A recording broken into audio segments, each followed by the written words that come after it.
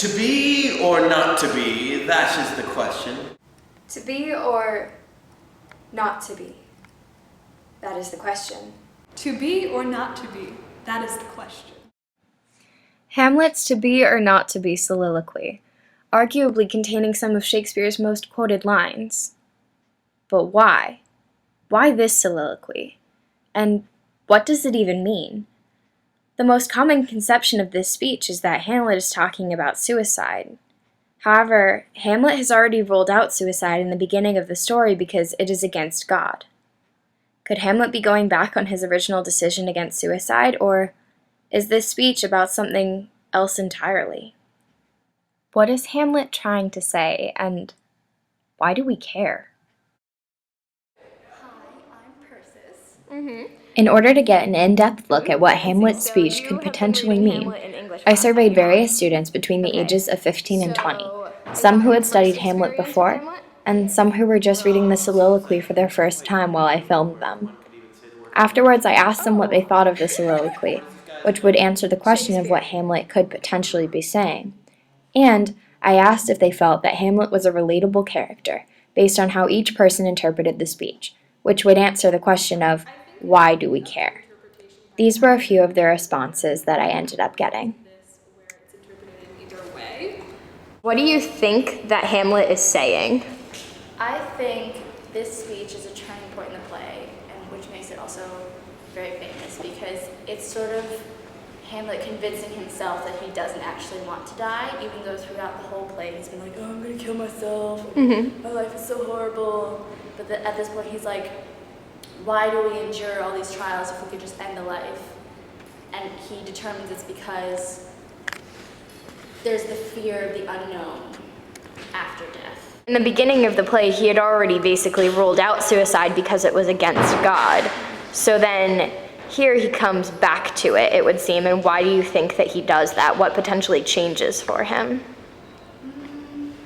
Well, he doesn't really mention God as exclusively in this monologue. I think at this point he is sort of just reflecting on everything that's happened. He hasn't really taken too much action at this point, so he's just kind of deliberating his position. His position in what? In the situation that's happening with Claudius and with his mother and where his plan stands with his revenge. Do you think that Hamlet is a relatable character? Not really. Not really? Why not? Sort of whiny and just sort of, I don't know. He's in obviously a very unique situation. I don't think any of us find ourselves in the place where we need to kill our uncle for marrying our mother, for killing our father.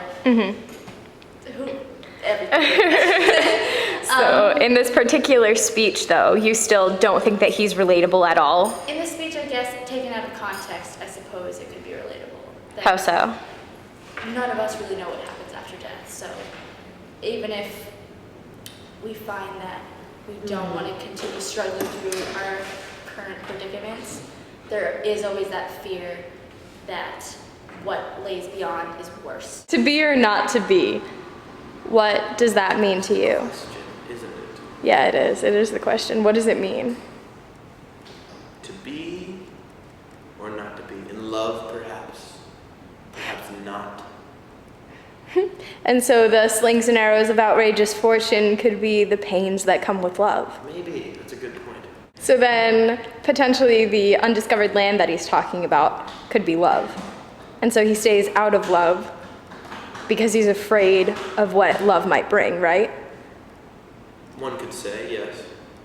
Okay, that makes a lot of sense. Thank you, Harry Mooney. Do you think that this passage could potentially be about suicide in any way?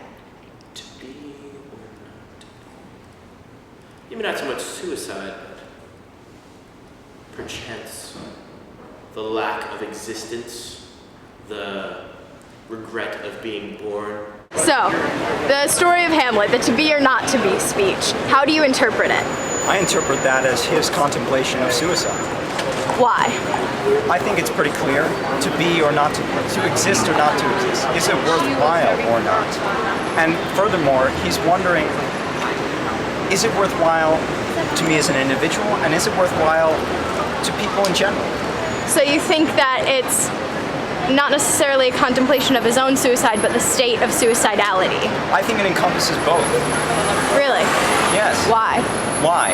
Because, well, I suppose to look at pretty much all on-stage interpretations of it, if that's allowed, to look at the theater as it is produced, you see Hamlet in a sort of somber state, contemplating perhaps on a rock or at the edge of a cliff.